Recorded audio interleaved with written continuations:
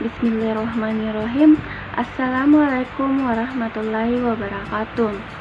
Para hadirin yang dirahmati oleh Allah Subhanahu wa Ta'ala, puji syukur kehadirat Allah yang telah memberikan kesehatan dan kesempatan sehingga pada kali ini kita semua dapat berkumpul di tempat sederhana ini dalam keadaan sehat walafiat. Alhamdulillah, salawat teriring salam semoga tetap tercurah kepada junjungan kita Nabiullah Muhammad sallallahu alaihi wasallam yang bersama-sama kita lafalkan Allahumma salli sayyidina Muhammad wa ala sayyidina Muhammad.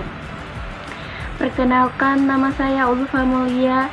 Pada kesempatan kali ini saya akan menyampaikan topik yang berjudul adab mendirikan sholat dan hikmahnya. Sholat merupakan ibadah yang sangat mulia. Saat itu seorang muslim menghadap kepada Allah Subhanahu wa Ta'ala dengan tubuh dan hatinya. Maka sepatutnya seorang muslim mempersiapkan fisik dan ruhnya dengan baik agar dapat berkonsentrasi dan mendirikan sholat dengan sempurna. Untuk mewujudkan hal tersebut maka perlu memperhatikan beberapa hal yang berikut. Yang pertama, hati yang ikhlas.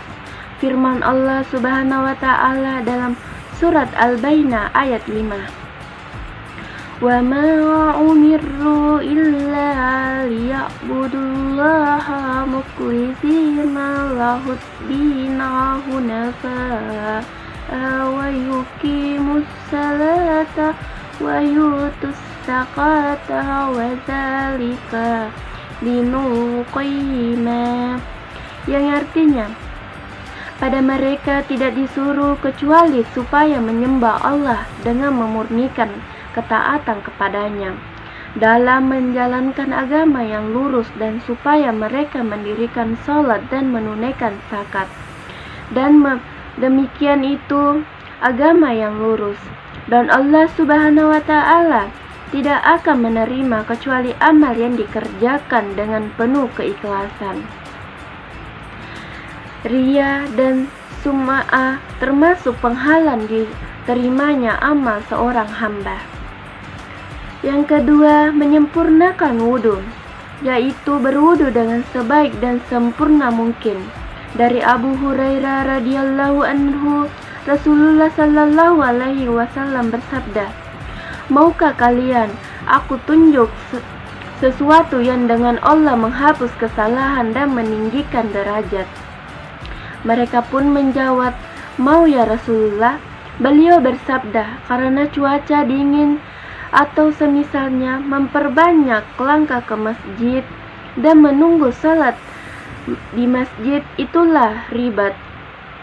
Al-ribat artinya mengerjakan ketaatan yang sempurna bagi kalian. Menyempurnakan wudhu walaupun di waktu yang sulit. Al-makrih artinya kondisi sulit karena cuaca dingin atau semisalnya. Hadis riwayat Muslim. Yang ketiga, bersegera melaksanakan sholat. Maksud adalah bersegera keluar rumah menuju ke masjid agar dapat digolongkan sebagai orang yang menunggu sholat. Dari Abu Hurairah radhiyallahu anhu, ia berkata, sesungguhnya Rasulullah sallallahu alaihi wasallam bersabda, seseorang akan dianggap sedang sholat selama ia menunggu waktu sholat. Hadis riwayat Al-Bukhari. Yang keempat, berzikir kepada Allah Subhanahu wa Ta'ala. Berdoa ketika keluar rumah sambil mengucapkan dengan nama Allah, Aku bertawakal kepadanya karena tidak ada daya dan kekuatan kecuali dengannya. Hadis riwayat Abu Daud. Ya Allah, hindarkanlah aku dari kesesatan dan disesatkan, menyalahkan dan disalahkan, mensalimi dan disalimi, membodohi dan dibodohi. Dengan mengucapkan, Ya Allah, berikanlah cahaya di hatiku dan cahaya di lisanku, cahaya di pendengaranku, cahaya di penglihatanku, berikanlah cahaya di belakangku dan di depanku, di atasku serta di bawahku. Ya Allah, limpahkanlah cahaya kepada aku. Hadis riwayat Muslim. Yang kelima, berjalan menuju masjid dengan tenang. Sabda Rasulullah sallallahu alaihi wasallam, jika kalian mendengarkan ikmah maka berjalanlah kalian dengan tenang. As-sakinah artinya berjalan dengan tenang dan penuh wibawa. Al-waqar artinya menatap ke bawah dan tidak menoleh ke kanan dan ke kiri. Dan jagalah kalian tergesa-gesa, dan apa yang kalian dapatkan dari gerakan sholat maka ikutilah, dan apa yang terlewatkan maka sempurnakanlah. Hadis riwayat muttafaqu alaihi. Yang keenam, berdoa saat masuk dan keluar masjid. Saat masuk membaca, aku berlindung kepada Allah yang Maha Agung dengan wajahnya yang mulia dan kekuasaan yang luas dari gangguan setan yang terkutuk. Hadis riwayat Abu Daud. Dengan nama Allah, salam dan salawat atas Rasulullah. Hadis riwayat Muslim. Ya Allah, bukakanlah pintu rahmat-Mu untukku. Hadis riwayat Muslim. Ketika keluar membaca dengan nama Allah, salawat dan salam kepada Rasulullah. Ya Allah, aku memohon karunia-Mu. Ya Allah, jagalah aku dari setan yang terkutuk. Hadis riwayat Ibnu Majah. Yang ketujuh, mengerjakan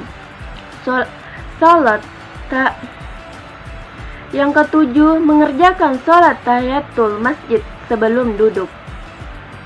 Sabda Rasulullah sallallahu alaihi wasallam, jika seseorang dari kalian masuk masjid, hendaklah ia sholat 2 rakaat sebelum ia duduk. Hadis riwayat muttafaqu alaihi. Yang kedelapan, tidak menyilangkan jari jemari. Sabda Rasulullah sallallahu alaihi wasallam, jika seseorang di antara kamu berwudu lalu menyempurnakan wudunya kemudian ia keluar masjid, maka janganlah ia menyilangkan jemarinya karena ia seakan-akan sedang sholat. Hadis riwayat Abu Daud. Yang 9, senantiasa berzikir. Dianjurkan untuk senantiasa berzikir, berdoa atau membaca Al-Quran saat sedang menunggu waktu sholat, dengan tetap menjaga ketenangan dan tidak mengganggu orang lain yang sedang sholat. Yang ke-10, sholat dengan khusyuk. Khusyuk merupakan inti dan ruh sholat. Sholat yang tidak disertai dengan kekhusyuan ibarat badan tanpa ruh. Ibnu Rajab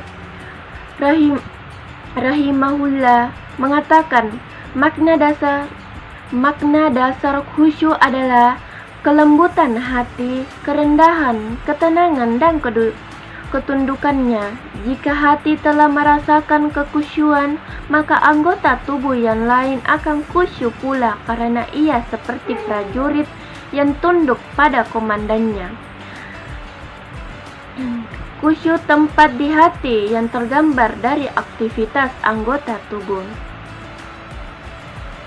Yang terakhir, mengamalkan sunnah-sunnah Rasulullah sallallahu alaihi wasallam. Salat adalah ibadah yang berdasarkan pada dalil dan contohnya dari Rasulullah. Dalam salat, seseorang tidak memiliki kewenangan untuk melakukan atau mengatakan sesuai dengan keinginannya. Sabda Rasulullah sallallahu alaihi wasallam, salat kalian sebagai kalian melihatku salat. Hadis riwayat Al-Bukhari. Hadirin sekalian, salat merupakan ibadah wajib yang harus kita laksanakan atau lakukan tiap muslim yang sudah balik atau berakal. Banyak keutamaan salat yang akan diperoleh tiap orang yang menjalankan ibadah salat, namun tidak banyak yang menyadarinya. Kewajiban, namun salat itu dilaksanakan dengan benar-benar bersungguh-sungguh akan mendatangkan ketenangan hati dan keselamatan dalam hidup di dunia maupun akhirat nanti. Siang hari makan kuaci, makan bareng sama Ibu Asim. Cukup sekian ceramah yang hari ini. Saya ucapkan banyak terima kasih. Lebih dan kurangnya mohon dimaafkan. Yang benar datangnya dari Allah Subhanahu wa Ta'ala yang Maha Benar, dan yang salah, hilaf atau keliru itu datangnya dari saya pribadi sebagai manusia biasa yang tidak pernah luput dari salah, hilaf dan dosa. Akhirul kalam. Wassalamualaikum warahmatullahi wabarakatuh.